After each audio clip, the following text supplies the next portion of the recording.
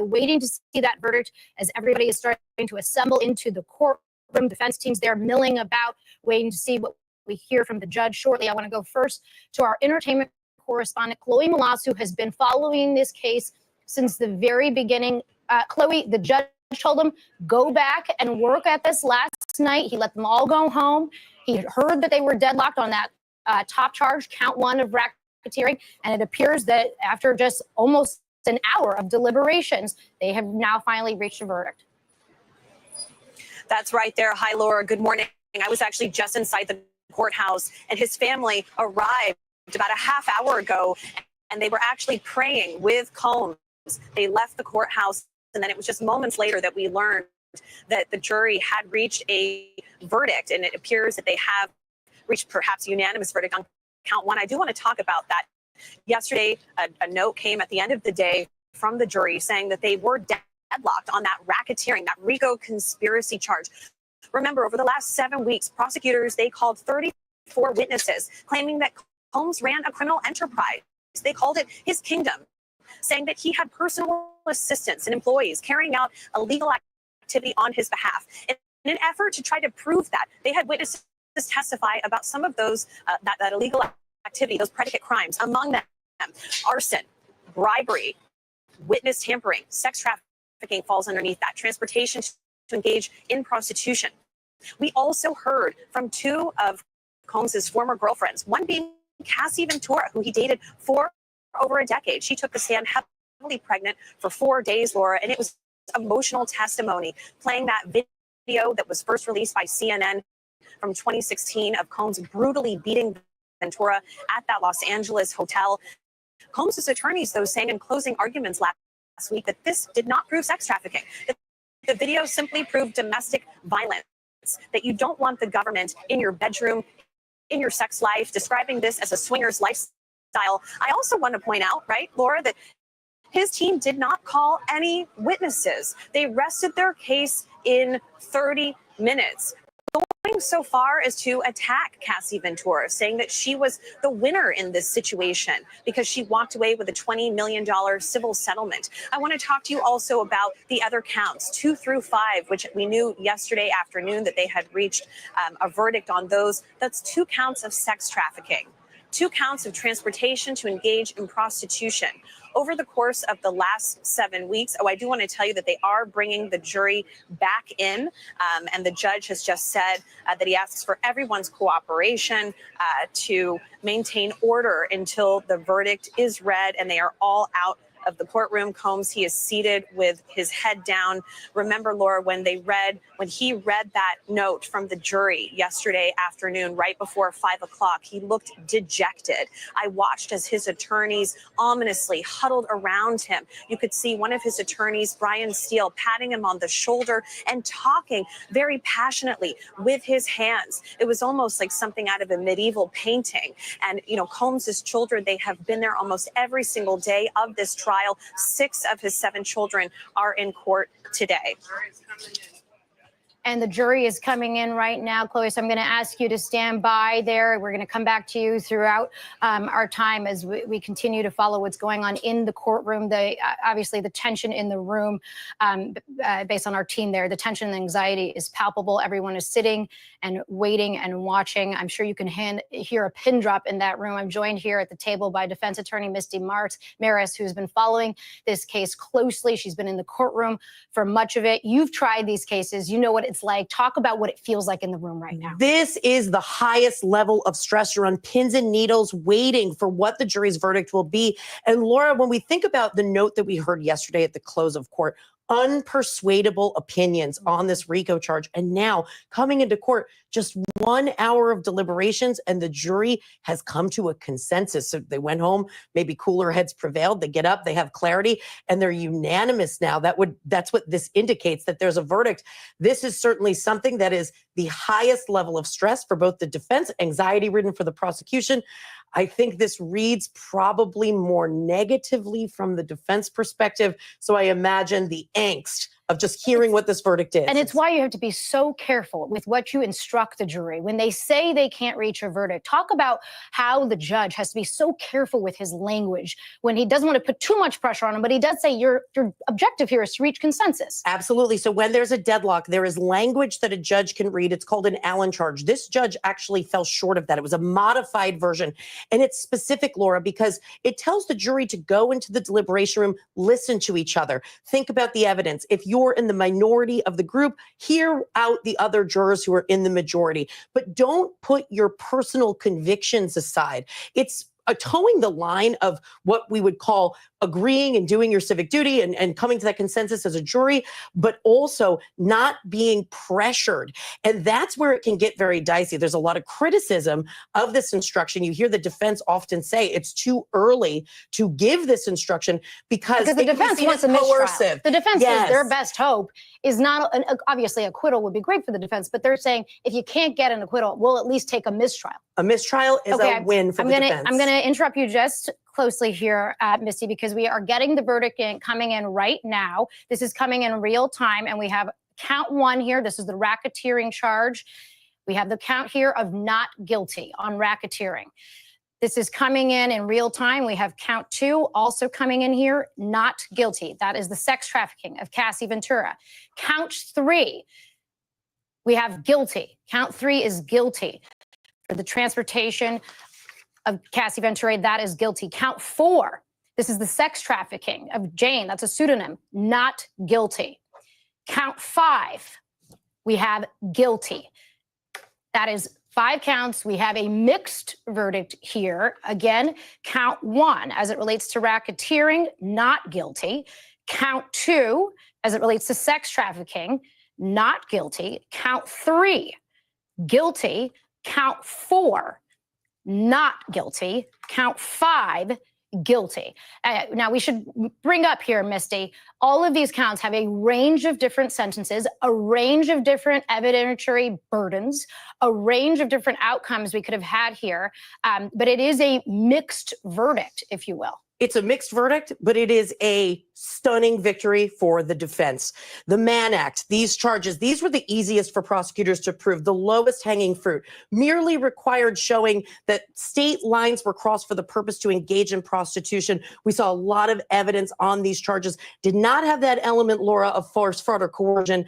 And this carries the lightest sentence of these charges. It is a maximum of 10 years. Mm-hmm. And keep in mind, when you're talking about maximums aren't the rule, they are the exception. They're for the most exceptional and severe cases. So now you're talking about a sentence that's potentially in the lower range with time served because he's been behind bars. The fact that these sex trafficking charges, specifically with respect to Cassie Ventura, means that the jury was convinced by the defense, at least with respect to reasonable doubt, that the commercial sex, i.e. the freak-offs, were not connected to some of this violence, that there was not that force, fraud, or coercion element. That is by far, from a penalty perspective, the most serious. It carried a 15-year minimum. So that is a huge distinction. This is the best case scenario, in my view, for the defense. A lot of us opined yesterday that when the jury asked for a readback of Cassie Ventura and Daniel Phillips, one of the escorts' testimony, that read perhaps negatively for the defense. The jury was digging in to see if there was that force, fraud, or coercion. Clearly, it went the other way. And, it's interesting because the prosecutors had told them, you don't have to find force, fraud, or, coercion on every single instance that he did this, right? You only have to find one. It doesn't have to be that this happened every time. But for the racketeering, you really did need to find a pattern of behavior. You needed to find a criminal enterprise that he engaged in with other people, right? When people think of racketeering, they think of the mob. They think of running drugs. They think of running guns. Now, federal prosecutors have used a far more expansive view of racketeering, especially in recent years in SDNY, right? Because They want to bring in all of the worst evidence. They want to stretch back the material decades ago. And so you've talked about how it allows them to tell a full story. Well, it turns out doing that in this case did not fulfill what the prosecutors had hoped, because obviously they have now cleared him. They have acquitted him of that top charge of racketeering. They have acquitted him of the 2 other charges of using force and fraud, despite having that video, right, Misty? We talked about that video being so damning for him, where you see him on tape pulling Cassie Ventura by the hair. You see him stomping on her. The jury heard evidence that he actually paid money to a security guard to bury that video, paid him in a paper bag, and yet it wasn't enough. It was not enough. So when it comes to the sex trafficking, yesterday, those questions that the jury asked for the readback with respect to the testimony aligned perfectly to what prosecutors in their closing argument said were 3 very obvious instances of sex trafficking, because they did not have to find that it was the hundreds of times that Cassie Ventura had testified that she engaged in these freak-offs. So prosecutors pointed to these 3. That testimony aligned exactly to that, what the jury wanted to hear. So here's where the defense clearly broke that chain, because what needed to happen was that the jury believes that the commercial sex acts, so those freak-offs, that Cassie Ventura engaged in them because of that violence, because of the force that Combs was exerting, because of extortion about releasing these videos. But what the defense argued was there were lots of other reasons. There was jealousy in the relationship. Yes, there was violence, but it related to these personal romantic relationships that he had with both Cassie and Jane. As opposed to being part of this masterminding of an enterprise. And you know what's interesting, Laura? So now we opined about why the jury was not on the same page when it came to RICO. We said, was it because they couldn't agree on a predicate crime, or was it because they just couldn't get there with respect to the idea of this criminal enterprise, which has been very amorphous during the course of this case from prosecutors, hasn't really defined what it is or its purpose. And the answer is, it's that. It's either they didn't believe there was a conspiracy or the enterprise existed. And I say that because the Mann Act, these 2 charges are predicates for RICO. So if they believed that there had been a criminal enterprise, that would have been enough. This would have satisfied the predicate crimes. So that means they didn't satisfy that. Okay, I want to go to Chloe Malas, who's standing by outside of court right now. Chloe, obviously a very emotional scene playing out in court. We don't have cameras in the courtroom, but we do have a team fanned out all over that building that you're looking at right now. Bring us inside the courtroom, if you will, Chloe, about what is happening in there. What is the reaction as this is still playing out and the judge thanking the jury now? Even though there are 2 guilty counts for the Mann Act, Laura, the transportation to engage in prostitution, this is a massive victory for Combs's 8-person defense team. Tenny Garagos, the daughter of celebrity attorney Mark Garagos, who is one of the lead attorneys for this criminal case of Combs, she's wiping tears. This is a massive moment because, like you said, sex trafficking had a mandatory 15-year minimum.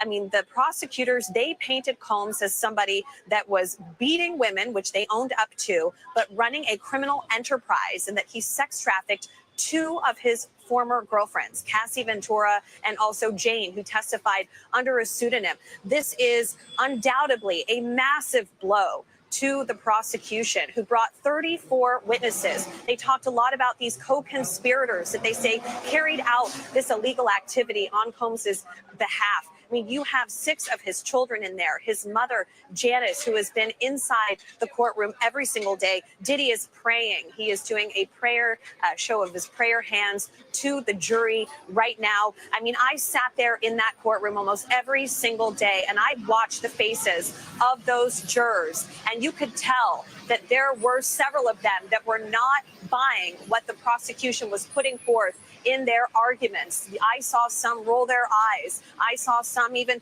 fall asleep, some clearly not buying what the prosecution was saying in their closing arguments. On the other hand, during Mark Agnifalo's theatrical closing arguments, there was even laughter from some of the jurors. It was a very clear, Misty Maris and I have talked about this at length, that there was dissent when it came to the racketeering. And I think that it is incredibly powerful that this jury, some were unpersuadable, that overnight they were able, within just an hour, to come to a unanimous verdict on the racketeering conspiracy. I mean, again, Combs, who does not have a lengthy criminal record, this is somebody that Mann Act, it's a 10-year mandatory maximum.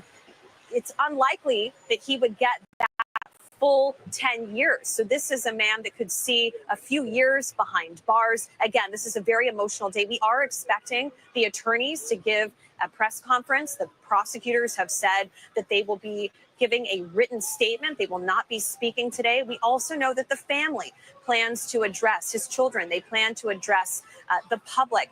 And we do think that there could be a statement from Combs himself later today. But in a very emotional scene in the courtroom. And I just want to remind everyone that over the last 7 weeks, although there were 34 witnesses that took the stand, Combs' team not calling a single witness and resting their case in just 30 minutes. I want to describe the scene behind me now. You have what I like to call citizen journalists. These are live bloggers, Instagrammers, TikTokers, filming every single day, live streaming what's happening here. There is a massive crowd gathering. There's about 100 people here right now. Some people are wearing free puffy shirts. You've seen that over the last several weeks. And again, Laura, a stunning victory, if you can call it that. But it is, considering that he was facing up to life in prison, for Combs and his legal team this morning. Yeah, no, there's no question that federal prosecutors are going to be massively disappointed with this verdict, even with those 2 guilty counts. Chloe, thank you. Stand by. I also want to bring in our NBC News legal analyst, Kristen Gibbons-Fedden. Kristen, you have followed this one from the very beginning. I want to just update our viewers about what's going on inside court right now. His defense team, given the acquittals on some of these charges, Kristen, they're asking for him to be released. Because remember, he's been behind bars. He was facing such serious crimes, even though he had pled not guilty and maintained his innocence. He was behind bars this whole time, right? He has been in a detention center for months now. And so they're asking for him to be released today, for him to be able to live in Miami at his home. They've said, look, his plane has been sequestered. This is his first conviction. He should be released on appropriate conditions. Kristen, what are the chances he walks today? There is a high likelihood that he walks today. Keep in mind what the jury found, right? The jury did not find him guilty of counts 2 and 4. So they really ripped out the threat element. They ripped out the violence element. They ripped out the violent parts of which is what the prosecution used as the main thing to keep him in bail. Remember back to when they were arguing bail multiple times because the defense asked for reconsideration. And some of the main things that they pointed to was how Diddy was violent, how Diddy kind of utilized his enterprise to enact all of these violence. Well, the jury has spoken. There was no criminal enterprise, or at least they did not find that Puff Daddy or Diddy made any of these crimes possible through his power, through his money, through his control, through his violence. So there is a high likelihood that with his plane sequestered, with him and being Miami, and the fact that he is a celebrity where he can't really go unnoticed, right, there is a high likelihood that the judge may have released him on bail today. Yeah, I mean, they have his passport, but he has an enormous amount of means. And obviously the prosecution is going to oppose this. They're saying that his attorneys have been trying to downplay this years-long conduct. But Misty, if you're the judge in this moment right now, do you release him with the sort of hope in the prayer that he's not going to be able to fly out of the country somewhere? I think it's very likely that he gets released now that he's convicted on these Mann Act charges, and that's it. You're not talking about the sex trafficking, force, fraud, and coercion.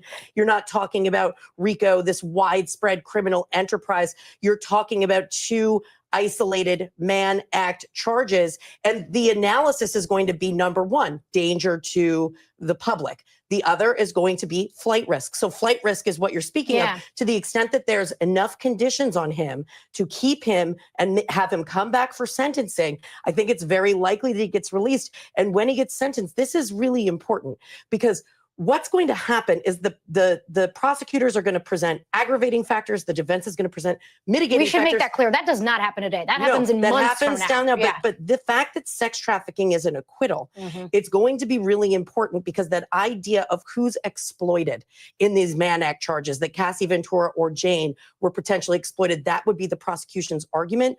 I think you're going to lose a lot of that argument. So the judge is going to be looking at that possible penalty and likely saying that he will be released with those conditions. And one more point on that sex trafficking. I think the defense made a very good point, which the prosecution really had to concede.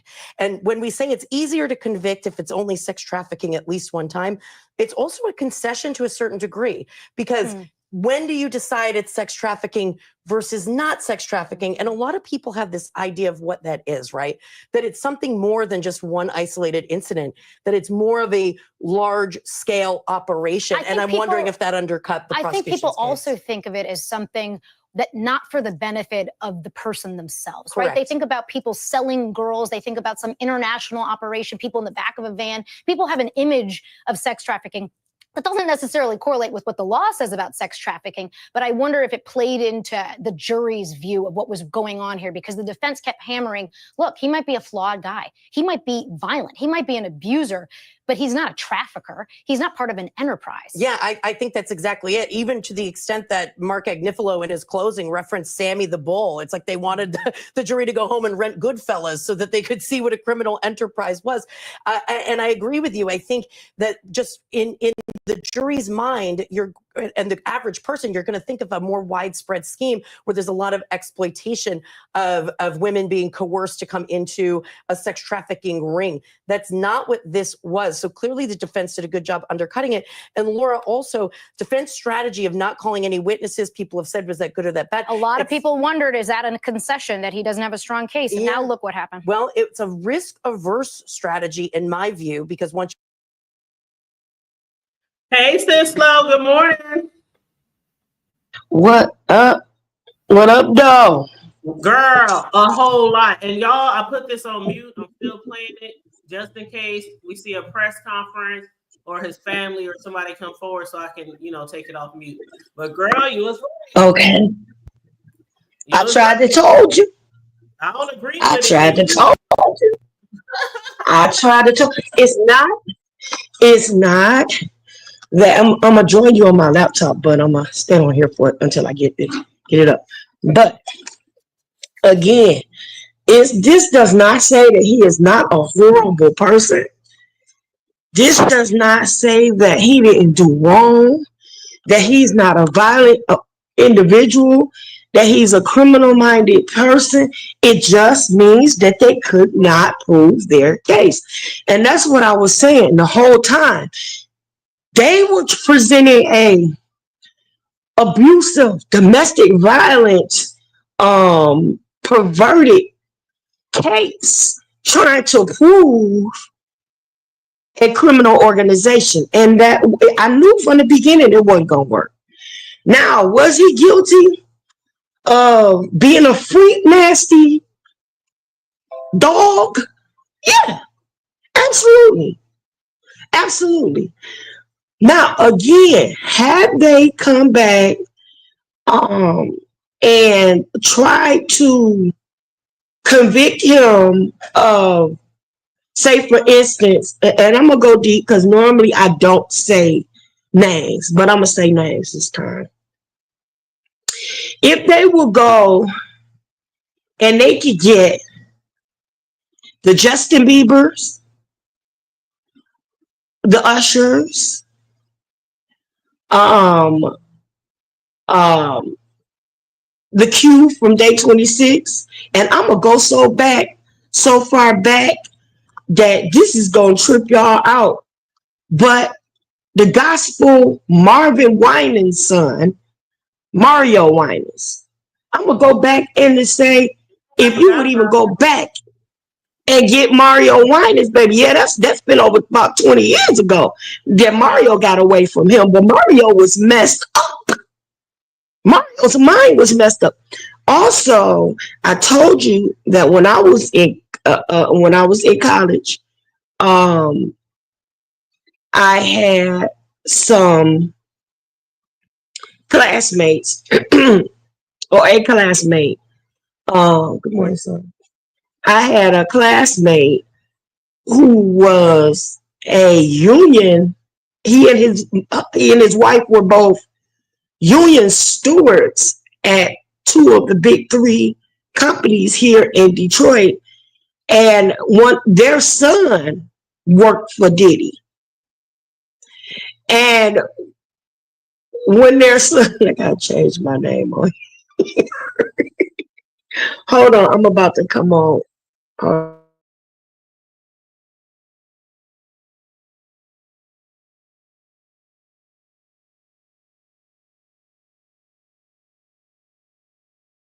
Child, Diddy better thank his lucky stars. They said he was praying in court, as I would have been too. I would have been on my knees. I'd be on my knees. I've been to turn a whole new feather, turn my whole life around after this decision. Oh yeah, Justin Bieber is a mess. It's just look, where'd she go? Hello? Oh, hey, Sis, you there? it's me. I forgot to change my name. But yeah, somebody in the chat said Justin Bieber is a I mess. can't. I was. Justin Bieber is a mess. Mario Winans had a nervous breakdown after working with Diddy, and Q from Day 26, and not to mention him, there was Chopper and a lot of the Chingy and a whole bunch of the other people that were Mace. All of the other people that were wrong. Now, if they were going to get him for any racketeering, that should have been it. That should have been it. How he swindled all of them out of millions, out of their royalties, or. But how they gonna take them to court for that if they never come forward? Your sound is messed up. Cisco, your sound is messed up. You going in and out. I want to tell you, he did some of the various unseemingly things.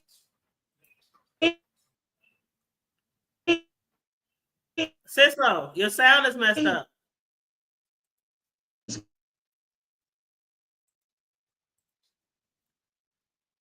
She can't hear me, but I'm gonna text her and let her know her sound messed up. She's gonna have to come back in. It is storming here, y'all. So I'm hoping that we don't have no power issues because it's storming really bad. Hold on, let me text her. Your sound going in and out.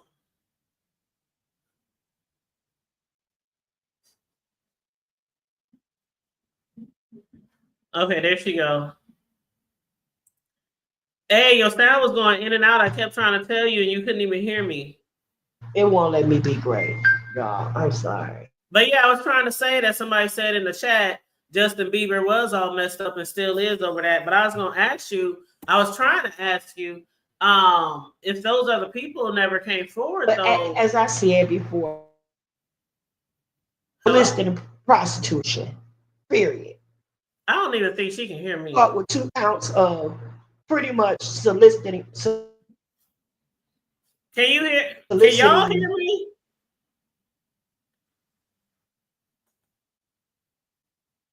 Can you? I'm just talking. You can't hear? I hear you, but can you hear me?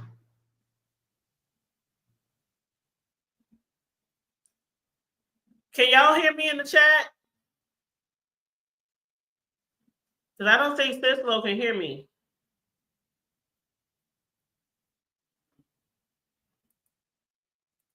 You can hear me, Cisco?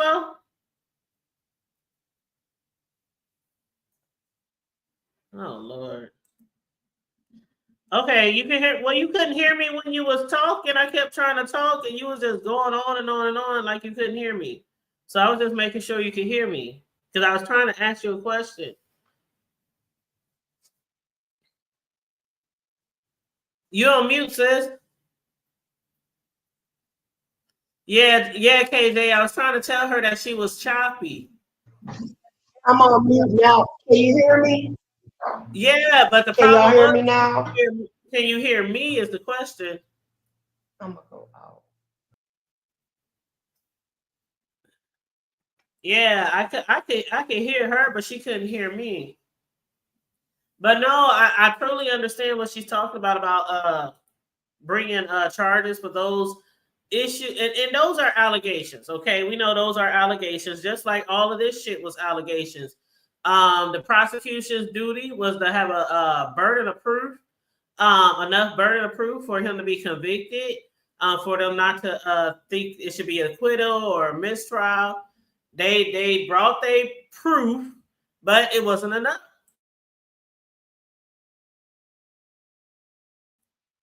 KJ, yeah, they been announced the verdict. That's why we live.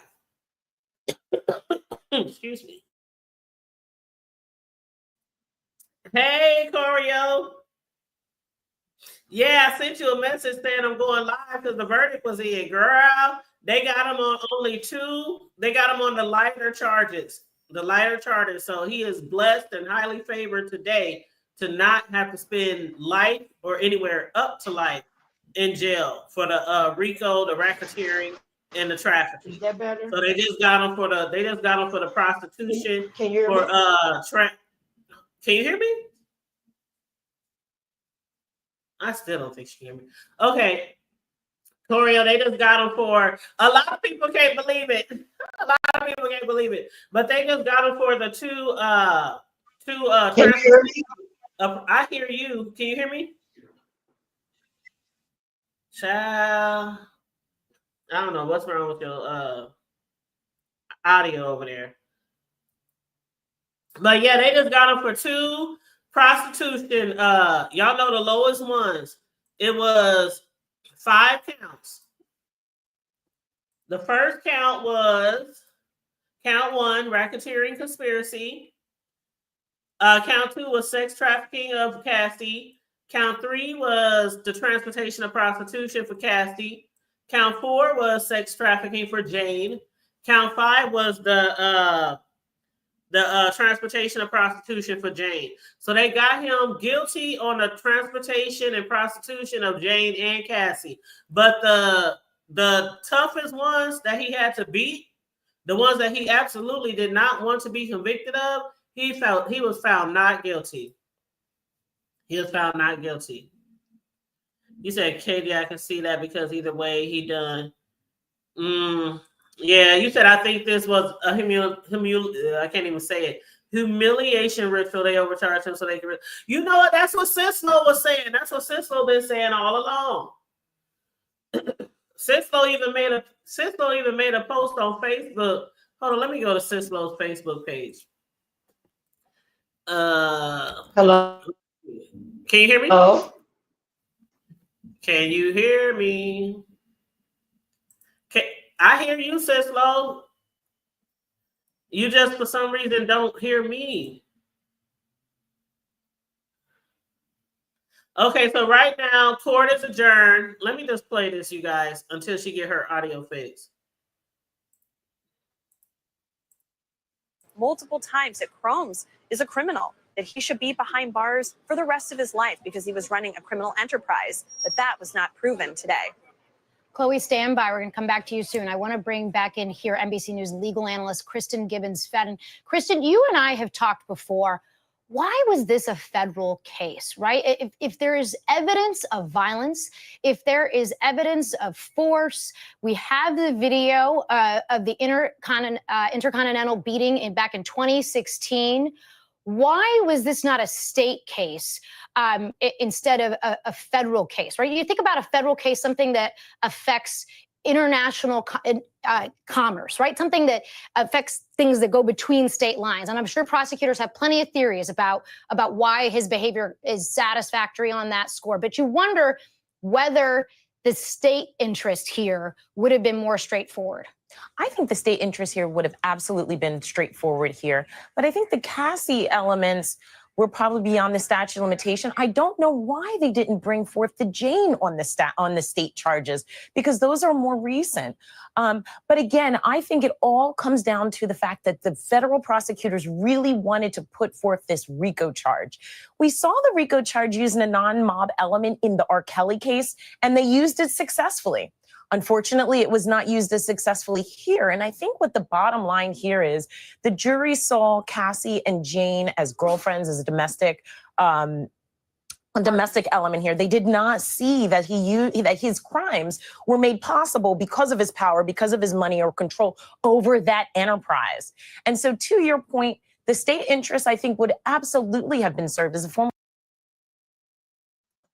Now, something that they just said there was the reason why he probably didn't get convicted on that was because the jury viewed those those women as also girlfriends, which some people said might happen. Some people said that just might happen because of the fact, matter of fact, there were people all over social media saying, how is it prostitution? How is it trafficking if he's dating this woman, if he's, taking care of these women, paying their bills, their mortgage, their car payments? How is it like trafficking? How is it RICO? And some people was like, hey, he's transportating. Oh, he won't do it anymore. He will not do it anymore, KJ. That's one thing that people can probably be certain of. Just like I think truly if R. Kelly was to have another chance, a second chance, I think R. Kelly probably wouldn't do it anymore either. And you probably are right. You probably right, KJ. They probably will give him time served because it's only up to 10 years. So 10 years, even if they gave him like 3 or 6 years, he would still get out in probably a year because he's already served time. So, child, I don't know, but he was blessed and highly favored. Me personally, I would turn over a whole new leaf if I was him. I'd probably be single for the rest of my damn life. I'm too scared somebody else is going to try to pull some scam on me to get some of my money. I'm so serious. Like, he should be so worried about his new dating life because people have seen people get money off of him. People have seen him settle out of court. Now, he did win this. It was a big win for the defense because they was really, really worried. Diddy was worried. They say he was crying in court yesterday. It was really solemn in court yesterday. So you say he turned into Reverend Love. Oh, no. Oh, no. Don't do that. Don't do that. Please don't turn into Reverend Love. No. Mm-mm. I don't know. Cisco says she's going to try to come back. She's going to restart her computer because I did want to hear what she had to say.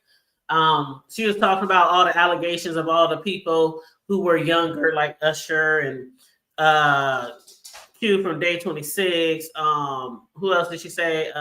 Justin Bieber. Oh God, I forgot some of the names she said. But those are allegations, just like these were allegations. Now, as far as like but yeah, it was a lot of allegations. I hope she come back so she can re-say all the names that she was talking about. But she was saying they should try to get him on those. But then what I was trying to ask her was, if though, like we talk about people never coming forward, like if that really, really did happen to all those people, all those young stars, would they even be? Yes, Mario Winans. That's one of them. She said, would they be even willing to come forward? Because, like we said, this is going to set a precedent. If he gets off or whether he gets convicted, it's going to set a precedent. You know what I'm saying? So it's like people either going to keep coming forward, or some people is not going to come forward anymore for these big, filthy rich moguls. Producers, men in entertainment, people are not, they're going to feel like, what's the use? Sitting in court 7 weeks, the prosecution, for what some seen, they had a good case. For what some said, they had a good case. And at times it did look good. We've been doing commentary for 7 weeks. And some days I was like, I don't know, y'all. I don't know. Sometimes I feel like he going to get off. Sometimes I feel like he going to be convicted. Some days it seemed like the prosecutors was winning. Some days it seemed like the defense was winning, with the testimonies. And then the fact that they didn't let him testify. And a lot of people was like, no, there's no way he should testify. Other attorneys, even Judge Joe Brown, when he was interviewed about it, he said, ain't no way when he was a lawyer that he would have anybody in that type of situation testify. And then the fact that they didn't have any witnesses also, people was kind of concerned about that. Hello, can you hear me? Yoo-hoo. Yeah, I can hear you. Can you hear me? me? Hear me? Yeah, You still can't hear me? I said, yeah. I said, Girl. finally. Jeez. Hold on. Let me see if they say it. Hold on. No, said that this was really about tumultuous relationships. And I think where prosecutors maybe had something happen that was outside of their control. So there were two romantic partners who were the basis for these counts, Cassie Ventura and Jane. Those are the two sex trafficking. There was supposed to be a third victim who was supposed to testify, who ultimately refused to. Would the jury have thought differently if there was another individual that maybe wasn't engaged in a romantic relationship? Maybe flipped. Yeah, that was Gina. That's the one that they said went missing, but they found out they couldn't locate her attorneys. But anywho, so what you were saying, we was trying to talk about and remember all the names that you were saying, Sislo. We said Mario, Usher, Justin Bieber, Q. Who else did you say? Justin Bieber, Mario Winans, Q from Day 26. That skinny little rapper. Was it what's his name? Chopper. It was quite a few of them. Okay, so what I was trying to say, all of them different ones that I'm not I don't know, not about Chingy, but I know Chingy, Chopper. Yeah, that's the one that I was trying to remember. I know Shine, because Shine. Hello, can you hear me? Went to prison from. Yeah, Hello? You can't hear me again? No, I hear you, but when I be talking, you don't respond. That's why I'm trying to make sure you hear me.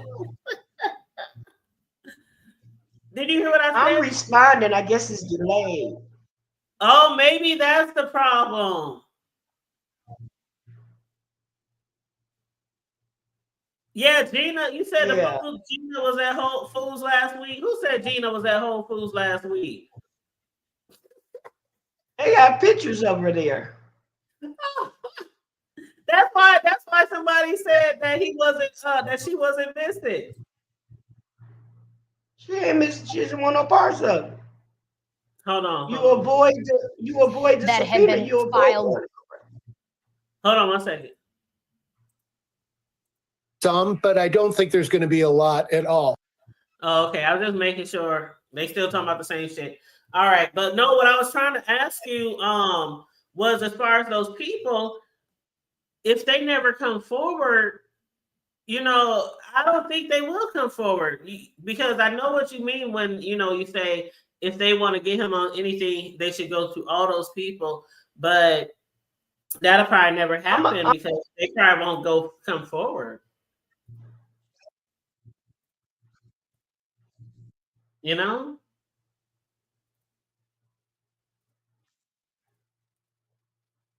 Hello? Y'all. I'm going to come back on my phone because the audio was better. Give me a second. Okay, yeah. All right. Okay, well, here's the family coming out. Let me put it on the sound. Other family members now trickling out. You see his other relatives coming out here. We'll wait to see if his lawyers speak. But Jem, I just wonder if this had been happening in the late 90s, it would be a different story. Yes, it probably would. There was the change of the culture in society. The culture and society have changed, and hip hop has become much more accepted. I'm not going to say this kind of behavior has become much more accepted, because without R. Kelly, there wouldn't have been this kind of trial or trying to get him on racketeering charges and all that. But I mean, you just saw the way that his family looks. They're not concerned. Well, certainly he was facing life behind bars. And as his defense attorney said, he would be a fool to do anything that would put his custody in jeopardy now, as he hopes to stay out of prison. And we should find out later today whether, in fact, the judge is going to release him, given that he has been acquitted of some of the most serious charges. Jem, just briefly again, while I have you, I also wonder if, some of it also in terms of what the larger culture makes of a situation like this. When you see those not guilty verdicts on the racketeering and on the sex trafficking, whether it plays into sort of, larger discussions of people feeling like Black men in America have been wrongly persecuted and prosecuted for things that others would not be charged for.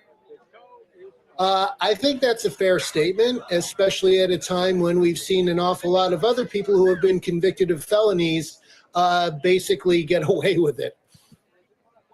All right, Jem, I appreciate your coverage. I appreciate you joining us on a day like this. Missy's still here with me at the table. You see the crush of reporters out there right now. His family, obviously, breathing an enormous sigh of relief. Talk to me sort of about sentencing here, because as we mentioned, it's not going to be today. The judge is going to decide, I think later today, it's probably fair to say the judge is going to decide whether he gets to stay in custody. But say he is released, he's going to have to come back in a couple of months. They're both sides are going to trade papers about what they think an appropriate sentence would be. Yes, both sides are going to talk about in documents they're going to submit to the court. They're going to say what an appropriate sentence should be. I suspect Diddy's team is going to say there should be no more jail time, at the very most time served. Prosecutors are going to try and argue for something closer to that maximum. And then there's another part of the process where an outside entity will do a review. This would be a probation department will do a review and make a determination about that and what their recommendation is, and that will be based on many different factors, including other similar cases for a first-time conviction on this type of charge. So there's going to be a lot of looking at the federal guidelines as far as what this sentence would be appropriate. And the judge is really limited in those sentencing guidelines. There's discretion up to that 10 years, but they're going to use those guidelines in order to really pin down what would be appropriate under the circumstances. And just looking at the scene outside of court, Laura, this is what it's been like every day, but it seems to be even more so now. Obviously, a lot of interest in this case, but that sentencing hearing, that is going to be something that truly we will hear on both sides, mitigating and aggravating factors, mitigating from the defense, aggravating from the prosecution. Okay.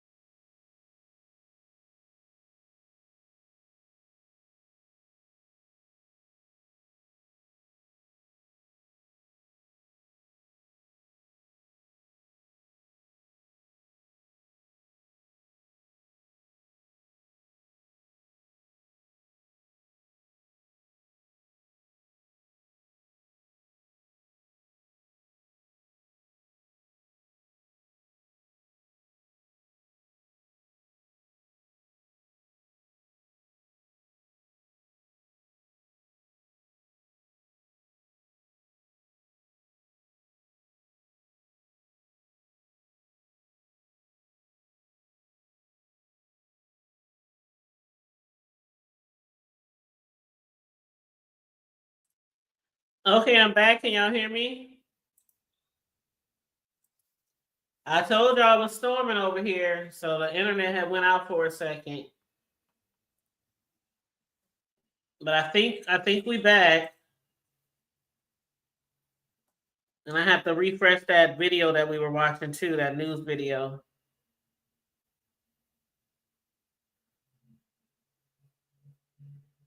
I'm like, Cisco having issues now. I'm having issues too. Okay, let me see if Sis is back. Hey. I'm getting so frustrated with this doggone thing. Girl, it's weather over here, so I don't know if it's a country. Hold on. Hold on Yeah, one second. because I'm like, my internet is working fine. I don't know why it won't act right over here. I have no idea, child. But before something else happens, hey Corio, my love, I miss you. Hey everybody in the chat, I can't see it from my phone. And if I touch something, it might interest in this case. cut me off. Whatever the appropriate thing to do under the law is what should be done. And at the end of the day, he needs to be sentenced pursuant to the guidelines and pursuant to what the law is. My understanding of that is that he faces significant incarceration. So thank you very much. Thank you. You've just been listening there to Douglas Wigdor. That is the civil attorney for Cassie Ventura, obviously one of Combs's former girlfriends who figured prominently in this trial. He said that he's pleased that Combs has finally been held responsible. He talked about the substantial jail time that Combs is now facing, having been convicted of those 2 counts of transportation to engage in prostitution as it relates to his client, Cassie Ventura, as well as another woman, another former girlfriend under the pseudonym Jane. Misty, I wonder what leverage and how this changes those civil claims, because he is facing a mountain of civil claims. It felt like they were coming fast and furious there after he got indicted on the federal charges, the criminal charges. Then the civil deluge of lawsuits started to come out. Does this change the calculation on the civil side at all? Does it help him? What do you think the effect might be? So certainly there were so many civil lawsuits. It was hard for us to even keep up. They were filed every single day. There's so many, and they all have different types of civil claims.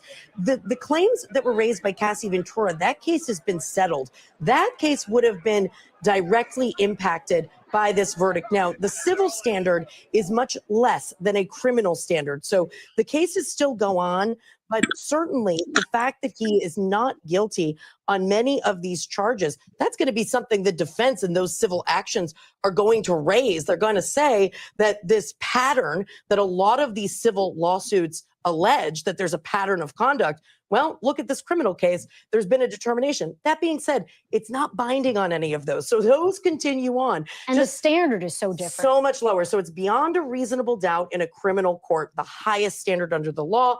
In a civil court, it's what's called preponderance of the evidence, meaning if you believe he engaged in the conduct, 51%.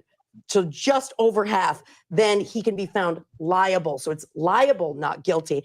And the result of that is civil damages, meaning money, not liberty, jail time, like a criminal case. But he's still got a lot of legal issues to face. I don't think those civil cases are going anywhere. They're going to move their way through the courts. They've been on pause.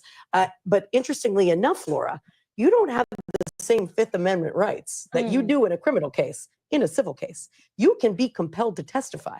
So he is likely, for the cases that don't resolve and settle, which many do, but the cases that go to trial, you could see him sitting for a deposition. You could see him sitting at a trial and giving testimony. Could you see him plead the Fifth and say, I don't want to do anything to incriminate myself? Well, at this point, the only time you could see the Fifth being pled is when there is a real risk of criminal prosecution. And that's now so over. If it relates to these charges, no. If it relates to potential drug issues, I could see that there would maybe be an argument, but you get a lot less of lot less rights as a defendant in a civil case than you do in a criminal. Okay, I want to bring in NBC News legal analyst Kristen Gibbons-Fedden. If you're still with me there, Kristen. Okay. Excuse me. I just wanted to hear from Cassie's attorney. Okay. So yeah, again, back to what I was saying, it's like if they had brought different charges against him, they probably would have been more successful at getting a long-term situation. But at this point, basically, he got 2 high charges of prostitution, soliciting for prostitution. I think with those is like about a 10-year, pretty much a 10-year maximum. Pretty much with him serving almost a year And I think for every day is like a day and a half or something like that. So pretty much with like a year and some change under his belt, he's probably eligible for probation. And if that's the case, if I were able and I were the judge and allowed him to be probated at this point, I will probably GPS tether him. Don't allow him to travel outside of the country. And if so, it had to be for work or business for special permission. Drug testing, random drug testing, to not have any contact with any of the litigants of this case or any of the witnesses of the case.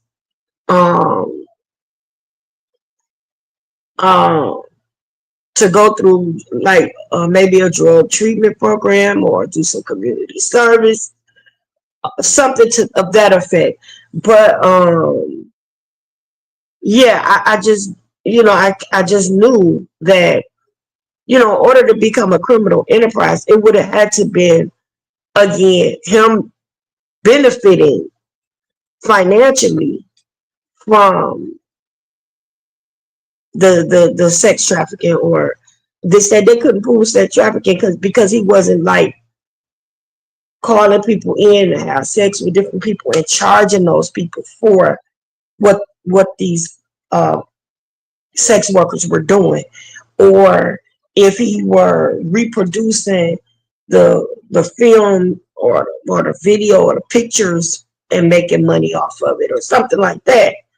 I can see them getting him from a RICO charge. But just because he's a super nasty freak, perverted, abusive, manipulative, and power hungry, it didn't work. Now, when I made that post about this was not to convict him, it was to emasculate or to diminish or to embarrass him, to take him down more than anything, is because they knew they could not necessarily, that it was a shot in the dark trying to fool this case. He got too high and mighty, and it had to be proven by the powers that be that you are touchable.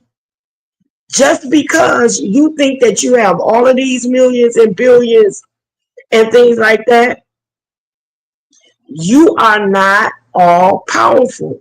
You can be taken down a peg or two. When you piss off power people, you get the residuals of that and the consequences. And that's exactly what happened here. He got too above himself, too puffy, pun intended. He got too puffy and thinking that he was way too much. And he had to be taken down, and he was getting sloppy with it. He started getting sloppy, just too vulgar and explicit and just too much with it. And they had to bring him down because, look, what we do in the dark, we like to keep it that way. Do you understand that this sexual deviancy has been going on since Christ was walking the earth? This is nothing new under the sun. But what those big power people enjoy doing is doing what they do behind closed doors, and only a prestigious group of people are exposed to it. But they enjoy it. They enjoy partaking in it. But in the public's eye, they don't really want nobody to know this is what we do. So you got to kind of do it, but not be seen doing it. And when this situation with Cassie, the reason why he jumped up and paid her was because these charges were coming. If you think about it, right after he paid her off, these charges start coming. But the only thing that the prosecution had was a shot in the dark by prejudicing or appealing to the hearts of the jury by playing that video, by listening to the testimony. If you listen to it, everything he talked about was how explicit and how violent he was to Cassie. It did not necessarily talk about, oh yeah, we had this one come in and that one come in, and she made him X amount of dollars, and this one came in and that. It wasn't like that. It was all drawn on the guilt. And with people already sitting at the table thinking, oh, he just paid her $30 million, so he must be guilty of that. Yeah, he's guilty of being a pervert. He's guilty of being a domestically violent person. But is he guilty of racketeering? That's what they didn't prove. The preponderance of evidence or the burden of proof is on the prosecution. They didn't make their case, and that's how he ended up walking away, or with the lesser charges. Do I think he's right? No. That's helmed by my Dateline colleague Andrea Can. I'm sorry. But that's basically it in a nutshell. That's why I was saying what I said. Oh, I understand. Yeah, but I figured that was good. I understand what you said. You said what a lot of other people said. And the difference, the key thing here with the trafficking and the prostitution, they might sound similar to some people, but basically they say the difference is the distinction lies in the consent and the autonomy. In human trafficking, there is no genuine consent, and the individual is controlled by someone else. In prostitution, while a person might be in challenging situations, there's often an initial element of choice or willingness to engage in the activity, at least initially. So even though prosecutors try to get the jury to focus a lot on that tape of Cassie, the one that Diddy paid $100,000 for, where it shows she was trying to leave a freak off and he was beating on her and trying to bring her back, they still, for some reason, didn't all agree that was trafficking. And a lot of people would disagree with the decision. I personally disagree with the decision, but I'm not the jury. He had his day in court. They found him not guilty for it, and that's all that matters. And the only reason why I feel like he was probably found not guilty, I mean, it's a lot of different things that, that lies beneath. But when the jury was deadlocked on that particular situation, I believe a lot of them probably felt like they felt he was not, that he was guilty. But when you're in a jury, sometimes you are pressured to make a decision because you don't want to stay there anymore. It's the fucking 4th of July in 2 days. And I was saying that the other day, them jury people, they ready to go home. They ready to get out of there. The holiday is coming up. They've been there 7 damn weeks. So I believe that could have played a part too to them coming to a decision. That's my belief. That's just right. me. Well, you're going to see that he was guilty. You're going to see them being interviewed in the coming weeks. Oh yeah, we're gonna see it. And the ones who and you'll be able to see what they were thinking. And yeah, just because they convict somebody or not convict somebody, I think this Torio. But just because they come to the conclusion that he was not guilty does not necessarily mean that all the jurors believe a person is not exactly. Exactly. So that's what I'm saying. Exactly. It was in his favor. It was in his favor. Because it has to be without a reasonable doubt, and one jury thinking differently is a reasonable doubt. So that's the thing. What I'm saying is, they can come to a decision just to get the hell up out of there. That's what I'm right. saying. I mean, I get you, and the reason why they can't say guilty is because if there is one person with doubt, that means there's a reasonable doubt. Exactly. And so they just went with that because let's go with it and just call it because I'm ready to go home. That's what I'm talking about. It happens a lot. It happens a lot in court cases, especially when the court trial takes months and months and months. Like, people is ready to get the fuck up out of there. They said they was falling asleep in court and dozing off and even snoring over the past week. So these people is ready to get the fuck up out of there. But hey, Corio, let me welcome Corio to the Hey, Corio. hey. I Hey, just boo. hey boo. I just well, you took it down. I'm gonna say this and then I'm gonna get down and listen to your answer. Why do you why do you think that I'm gonna call it, why do you think he wasn't Epstein in jail? And because Epstein hadn't gone to trial, he was sitting there waiting. I believe that, he didn't commit suicide. Let's put it like that, suicide. And also, what was my other question? Oh shoot. And what would you guys have did if you were on the jury? And then I would have said he I'll was jump guilty. down. Okay, I would thank have you. said guilty, bitch. Guilty. But some people ain't, as far as like, she dropped down already? Okay. So as far as like him doing the Epstein, hanging himself or whatever, some people, hey, I put dice on my thumbnail. Guilty or not guilty. Some people's rolling dice. He's going to take his chances. He took his chances. I don't think Diddy's the type of person to harm himself. I can see him snitching to get out of a situation before I see him harm himself. And some people believe automatically too, depending on how much religious background he has, which can't be that much, but that's just my assumption. But maybe he firmly believes on not doing something like that. You know what I mean? And what if he did it and he was found not guilty? I mean, that would be a fucked up situation, but but hell yeah, I would have found his ass guilty. Shit. But yeah, like Cisco said, they're gonna all eventually get interviewed.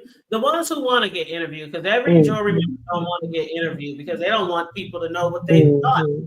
But yeah, I can't wait till they get interviewed. But yeah, as far as people saying he's still facing like 60 civil suits. So this is just one predicate of his situation. He's still facing 60 civil suits. Remember that attorney, the one who popped this all off? He's still facing The one that, hold on, let me bring Corio back on here.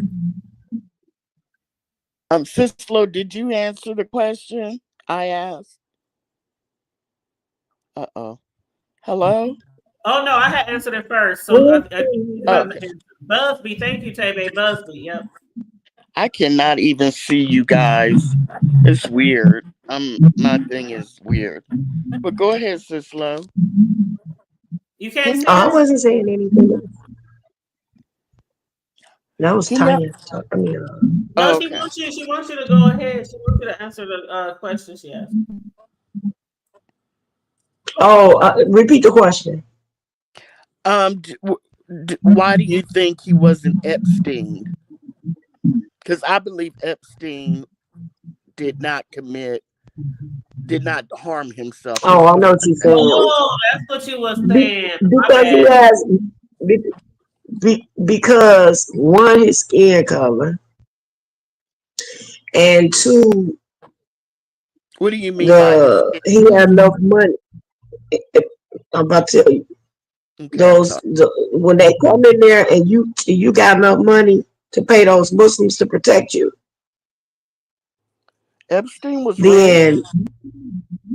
He was rich, but I mean, like I said, the Muslims really stick together. Richer than Diddy.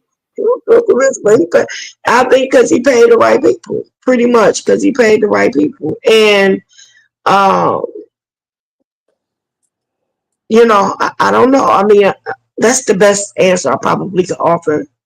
It's just that he just happened looked up and paid the right people to protect him while he was in there, and he kept it coming. Okay. Not everybody gonna agree to do that. You know, and not everybody gonna agree to, you know, because everybody, like, again, a lot of people don't feel like they can be touched. I really You Yeah. feel know, a lot of people. I really feel like Epstein dealt on a higher level with white people, like the Prince Andrew in England, you Mhm. know, and people like that. Yeah, I think that's what really was the difference. And but so I'm did, but so did Combs. They were at his. Some of them were at his parties. who you talking about, Diddy?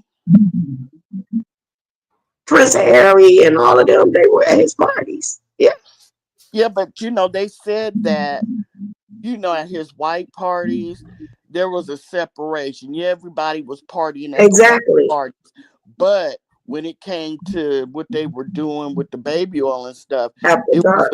it was a select few that got to do that. So, you know, Right. other ones probably got ushered off because I'm sure Diddy was smart enough to not have certain people in there to do all that, where I think Epstein just was on a higher level of people that he allowed, you know, that was doing all, he supplied the girls He to. supplied girls to a lot of Right, famous people and rich right, people, and right. hmm But what I was going, my other question is, what was the composition of the jury? Was it one or two blacks, or how many whites? Do you know? Uh-oh. I oh, forgot. They did say, but I forgot. Mm-hmm. yeah. Because Yeah, I I think had it was. because I think it was like 5 black people or something like that. that's what I was going to no. say. It could have Okay, And been like, oh, huh? oh, I was gonna just tell you. Go ahead. Okay, it was 8 men, 4 women, 4 men, and with further 4 men and 2 women as an alternate. But on the main jury, it was 4 were white, 2 Hispanic, 5 black, and 1 Asian. And of the yeah, alternates, 4 were white and 2 were black on the alternates. Okay, because I'm yeah, thinking people thought with 5 black. like they did with what was Ja Rule's what were they called? Murder Inc. Murder Inc. Remember they tried to get them on racketeering and stuff, and it didn't work. Mhm. And it was because the black people on the jury were like, just because it's called Murder Inc. doesn't mean they were out here murdering and doing the most. And he got off the, I Right. forget that whole thing. So I'm And thank wondering, God they were on the jury too. right. Mhm. And so I'm wondering if some of the black people were like, no, y'all not, mm-mm. Because I don't care. I'm sure all the white people were like, yeah, that's just my opinion. I think that Oh, with, hold on, Corio. Hold on 1 second, babe. Cisco, when you're not talking, could you hit mute? oh, I'm sorry. Sure. Not you, because Cisco got feedback. Okay. I So, and just, then when she ready to talk, we can go on mute. okay. Well, I'm All right, not babe. going to be up here long, but I really, Cislo, Hood Table, I really think that the black people on the jury saved him. I just don't, I don't think the white people on the jury were voting for him to get off. And that's That's just right. Yeah. because, you know, they you especially if there were black men on the jury. You know what I'm saying? Because I'm sure the Asian and the white people voted against him. That's just my opinion, of course, but that's all I really had to say, and that's my last question. And I'll drop down. Thank you. No, I agree. I agree, and thanks for joining us, Corio. It's so great to have you up on the panel. And it's good to be Um, up here too again. It's been a yeah, long time. it's All been a right, long time, all but right, yeah. so yeah, I love y'all. I love Why you are too. you running? Huh? Stop. Oh, I can't She hear said, it. "Why you running?" I said, Cause I really don't have. I really didn't follow it that. I really didn't follow it that closely. I would catch it, you know, here and there. I would catch hood tables updates. I tried, but I just had a lot of stuff going on, and I could. So I really don't really have that much to add because I don't know that much. I mostly had questions. Okay, thank you. Love You you. you said 6 men and 4 women. They said the final jury was 8 men and 4 women on the final panel with further 4 men and 2 women as alternates. So I don't know. But Well, yeah, somebody said something in the chat. Elon Musk said that Trump is on the Epstein files. And I think that's what Coria was saying when she was talking about like he was involved with some people, some very high notorious people with the prostitution and the trafficking. And with Diddy, it was like the parties was one thing. What he did with the baby oil and the lube and all that shit was totally different, which he only did with select few women. So I guess that's kind of the difference there. Oh, but see, Cislo, when I had answered the first time, I thought she was talking about. Oh, I'm gonna hit mute, babe. You sound like you went underwater or something. But then I'm gonna go off mute so you can talk. But she had asked about Epstein, and I had got that totally confused because a lot of people do believe that allegedly Epstein didn't harm himself and that somebody else did it. But that's the reason why she was saying that because of how many people might been involved in what he was doing and how he might snitch or list names. Diddy, I was thinking at first that she was talking about would he do something to himself? So that's why I answered that way. So yeah, I agree with Cislo on that part that nobody I think Cislo said that nobody would probably try to harm him because or maybe Corio said that nobody would be thinking about harming him because he wasn't on the same level as Epstein. But yeah, that's all I want to say. I'm gonna go on mute so you can talk. and not only were they not on the same level, but um, it's a whole different that's a whole different world, two different worlds. But at any rate, money kept him safe for as safe as he was. Money kept him safe. The fact that he was able to pay the right people, put money on their boots, and keep it coming, that kept him safe. Because you definitely that's a that's a prison thing. You definitely have to pay for protection if you are, and it's the same thing with, we're probably with R. Kelly. I'm pretty sure those people, he's just not singing his way through and staying safe. I sing a song for you. Even though they said that he actually does do that, like for different people saying happy birthday to their loved ones and all that kind of stuff. But yeah, that part. But I just want to know, what's next. Like, are they going to let him come home at the end of the day? And I know that's what I'm looking forward to find out if they're because also it's like oh, go ahead. the charges are those are the lesser of the evils, and they don't carry as much time. And I'm pretty sure they're probably gonna let him go into sentencing at least. Which I don't know. will Somebody said in the chat if they were him, they would be on the first plane. That's just it. He can't go nowhere. They got all his credentials. Yep, they got all his credentials and his family. You remember they all had to surrender passports and everything. And with what's going on in the war in the Middle East, he can't even get a private plane out there that'll touch him right now. And he sold the one he had. Remember, he sold his jet to pay for that, try to pay for the legal fees and whatnot. But if I were him, I would be investing and moving money, like investing in something that's going to bring some constant and big residuals, because with all the lawsuits coming, buddy, he'll be broke directly, because he done went from billionaire to just multimillionaire status at this point, and that's a big leap. It's just papers and numbers to us, but there's a whole lifestyle to him. He'd be back in Harlem somewhere doing that Diddy bop and the Harlem Shake, trying to make a few dollars. Do something strange, some change, do the Tootsie Roll.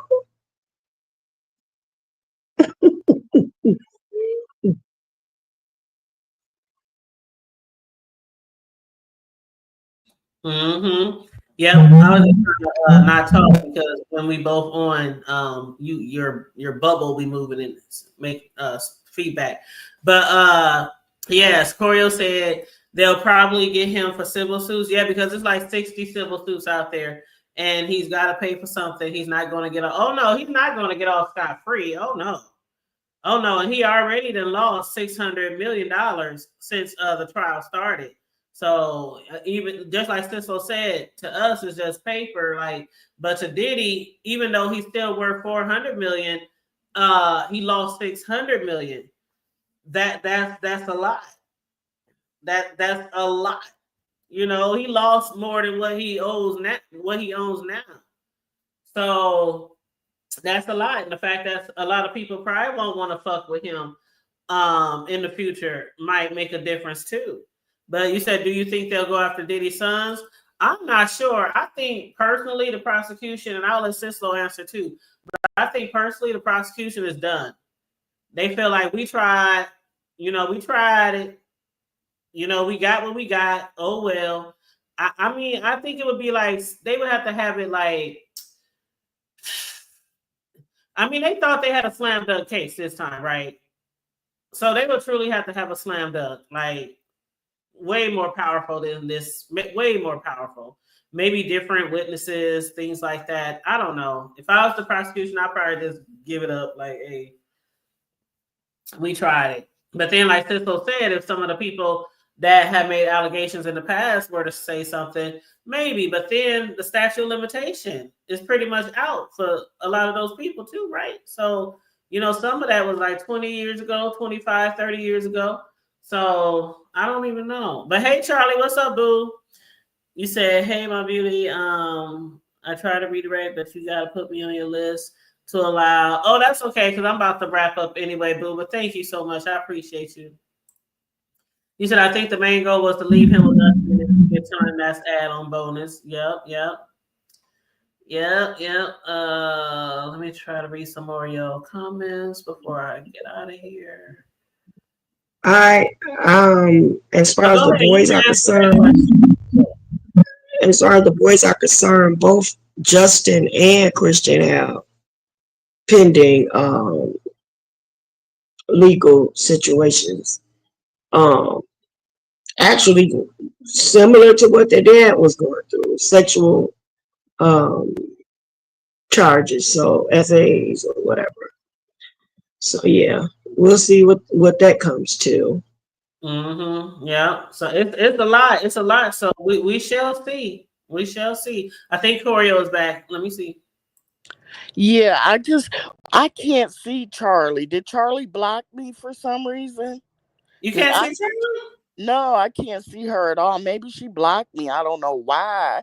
But what you have up here on the screen, I think they did.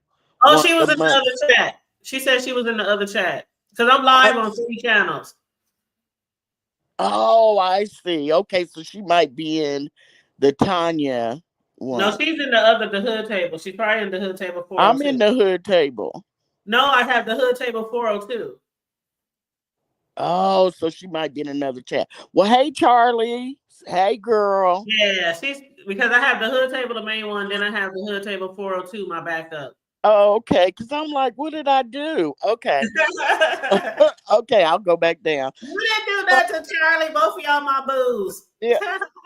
Sislo, I'll see you later, love. You gonna go live? Yeah, I'll probably go live a little bit later on. Okay, I'm gonna try to catch it. Mm-hmm. So she okay. says. Okay. Bye-bye. See, that's why I ain't say that. Okay. All right, hon. Y'all know when Cisco say she going live, we don't see her for like 3 months. Don't do that. I ain't lying. Sometimes I do. Sometimes it's not on purpose though. Because it's like my intentions are good and then the grandbaby show up. And then it's like a whole nother thing. No, Sometimes they show up, girl, and they don't give me any peace at all. Like they be all over me. Who did you say? What? The grandbabies. Like sometimes they'll pop up. And my intentions be to go live, and then all of a sudden here they come, and I'm like, oh my god, it's the rug. I got too much of a life. Mine can't just pop up. They gotta call me. Well, I gotta get a life. That's the problem. I could be making cakes. I could be doing all kind of shit. So mine always gotta. Girl, let A show up.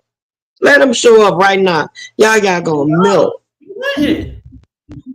Trust me, the boy is 4. I know my kids. They know me. Mm-hmm. They gotta call because they never know what I'm doing, and it is times where they have in the past, like, oh, we about to stop by, and I'm like, well, I'm busy, I'm live, or I'm working on a cake right now. I got to get this order out the door. So yeah, it's not like I don't want to see them because they know I love to see my baby, and I get them, all the time when I can. But yeah, everybody just talking on me, kid or no kid. That's why you my shero, because your work ethic is at 100. That's what I'm talking about.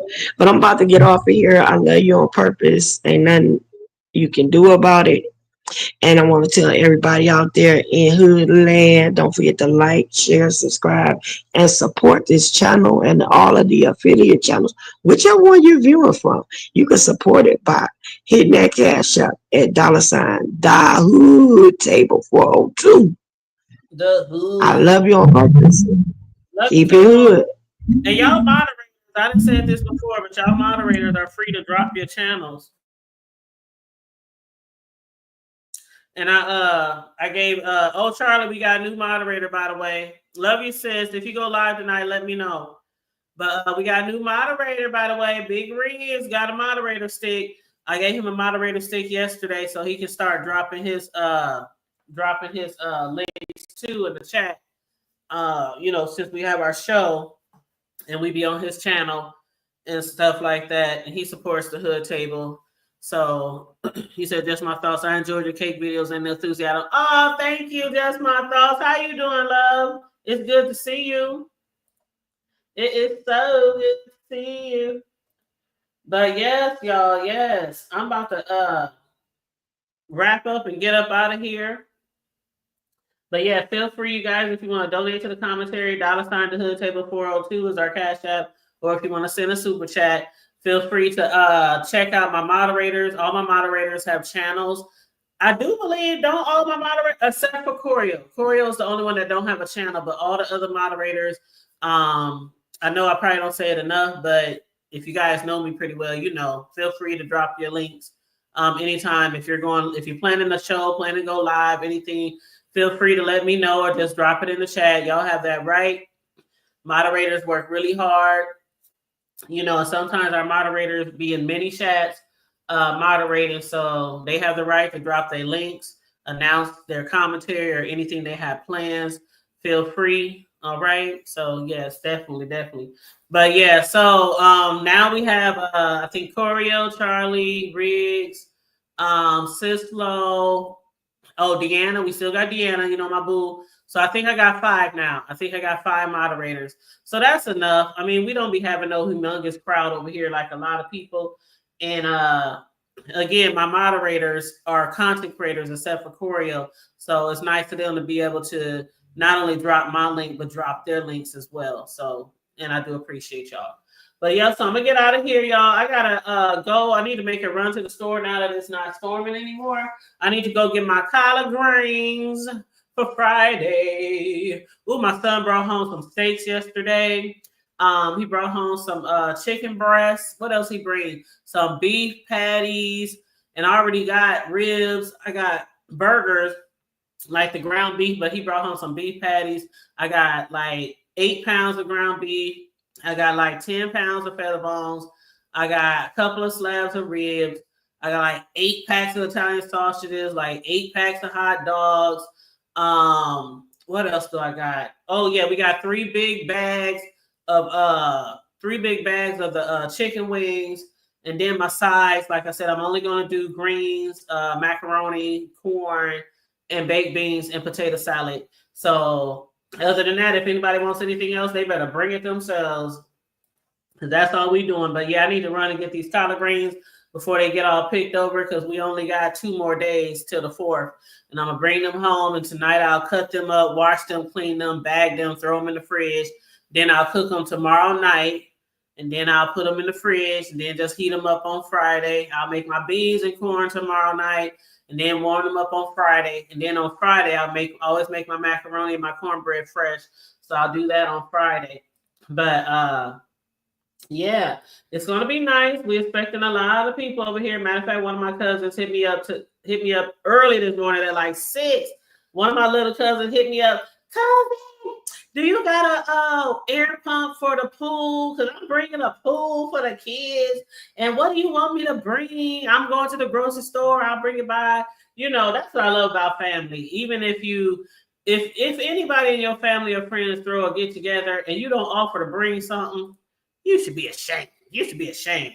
Now I know everybody don't always have something to provide all the time, but for the most part, you should try to bring something. Bring some hot dog buns, some potato chips, a can of pop, a 2-liter, bring something, a small pack of chicken legs.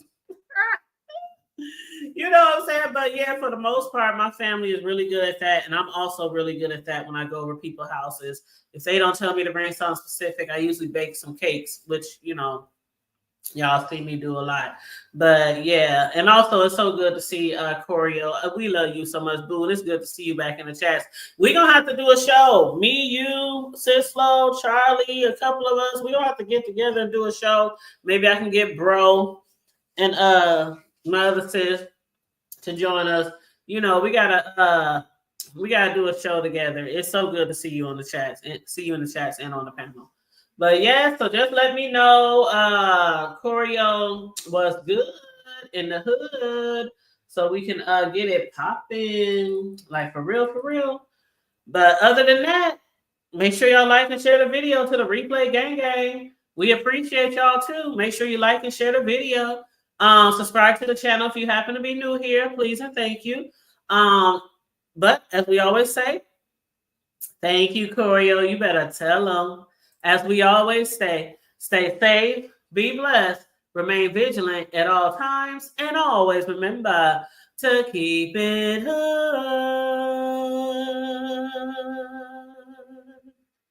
I'm out. Bye. Love you guys.